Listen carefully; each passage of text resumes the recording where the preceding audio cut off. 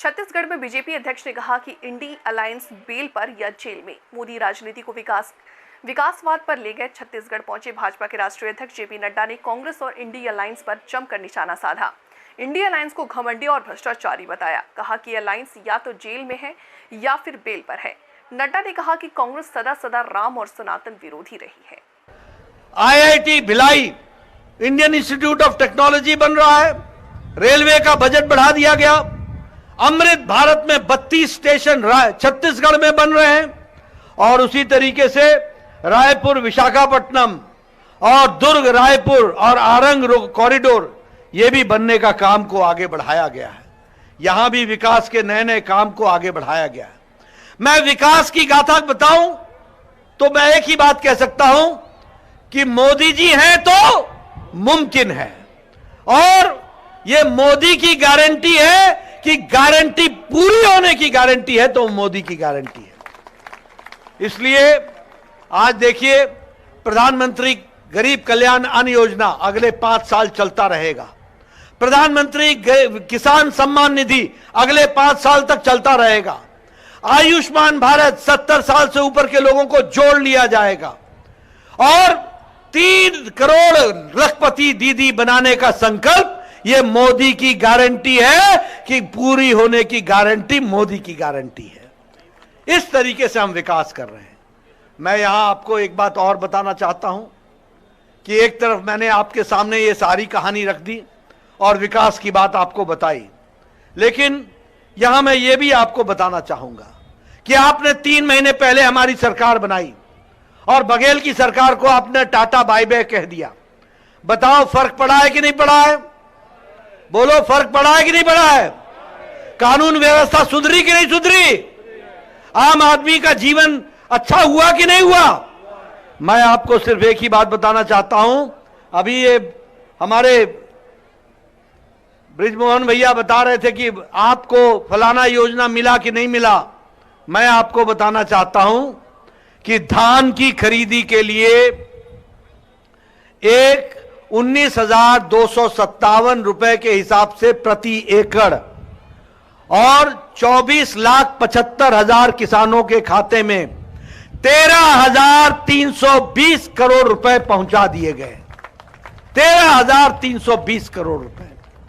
मैं यहां यह भी बताना चाहता हूं आपको कि भूपेश बघेल ने आपको बोनस नहीं दिया था।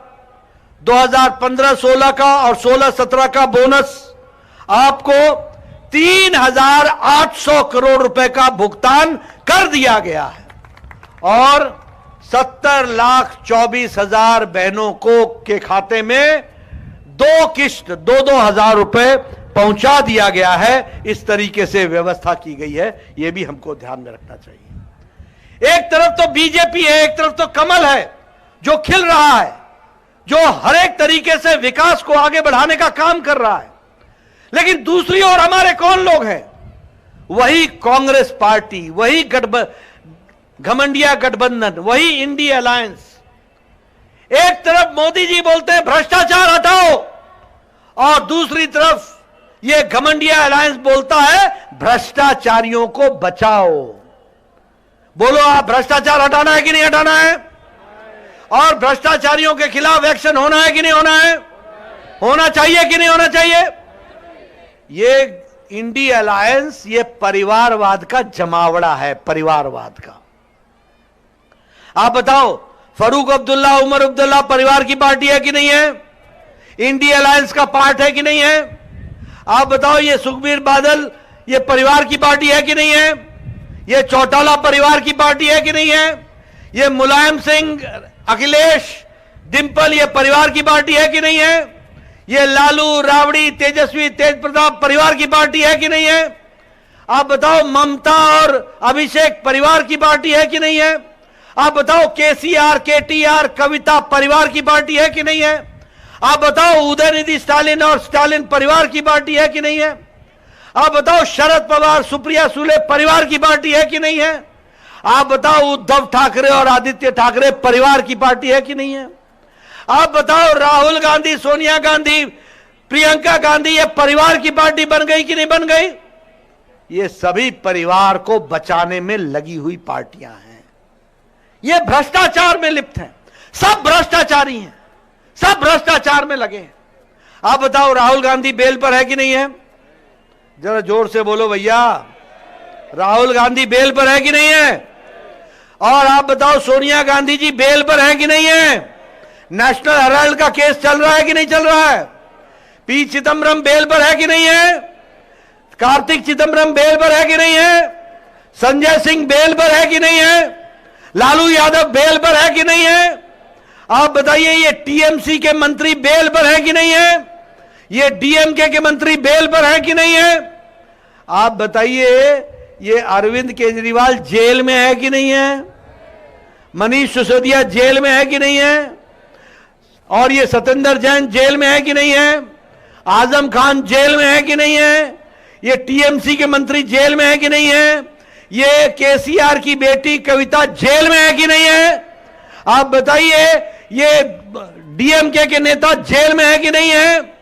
ये भ्रष्टाचारी लोग या तो बेल पर हैं या जेल में हैं।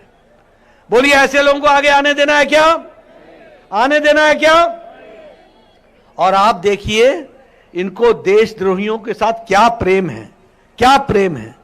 अगर मैं इनको बताऊं, देशद्रोही की दृष्टि से जहां जहां तुष्टीकरण की राजनीति होती है, वहां वहां कांग्रेस नरम होती हुई दिखाई देती है। आप बताइए, जेएनयू में जवाहरलाल नेहरू यूनिवर्सिटी में नारे लगे थे कि नहीं लगे थे? भारत होंगे तेरे टुकड़े टुकड़े, कहा था कि नहीं कहा था? इंशाअल्लाह इंशाअल्लाह कहा था कि नहीं कहा था? और ये टुकड़े टुकड़े गैंग के लोगों को मेंबर पार्लियामेंट का टिकट देते हैं। आप बताइए, ऐसे देशद्रोही लोग जो नारे लगाते हो, इनके प्रति प्रेम करने वाले कभी देशभक्त हो सकते हैं क्या? हो सकते हैं क्या? आप बताइए, ये आतंकवादियों को के प्रति नरम रहे कि नहीं रहे? बताइए, आतंकवादियों के प्रति नरम रहे कि नहीं रहे? ये हमेशा इस तरह की बातचीत करते हैं। अभी अभी कर्नाटक के विधानसभा में एक नासिर हुसैन के राज्यसभा के सदस्य के चुनाव में वो जीता, तो जीतने के बाद पाकिस्तान जिंदाबाद के नारे लगे, पाकिस्तान जिंदाबाद के नारे लगे। एक शब्द नहीं बोला उसी प्रदेश का रहने वाले आईएनसी के प्रदेश के अध्यक्ष हमारे खड़गे साहब, एक वाक्य नहीं बोला, एक खंडन नहीं किया। क्या यह सहमति है? क्या ये आपकी सहमति से हो रहा है? इस तरीके के जो देशद्रोही नारे लगाते हैं, वो भी विधानसभा के अंदर, उनके प्रति आप नरम रहते हो, ये क्या है? आप बताइए, अभी छत्तीसगढ़ के अंदर नक्सलियों पर एक्शन हुआ कि नहीं हुआ? लोगों ने सरेंडर किया कि नहीं किया? आप बताइए, लोगों को कि जाने गई कि नहीं गई, जाने ली कि नहीं ली, उनके खिलाफ एक्शन हुआ कि नहीं हुआ? और कांग्रेस पार्टी इनको शहीद बोलती है कि नहीं बोलती है? कांग्रेस पार्टी इनके प्रति नरम रहती है कि नहीं रहती है? ये हमेशा जो राष्ट्र विरोधी ताकतें हैं, उनको समर्थन देने का काम कांग्रेस पार्टी ने पकड़ा है, उनके प्रति नरम रहने का काम किया। आप बताइए, ऐसी पार्टी को आगे आने देना है क्या? जरा जोर से बोलो भैया, आने देना है क्या? हमारी जिम्मेवारी है कि नहीं है कि मोहन भैया को भेजना है?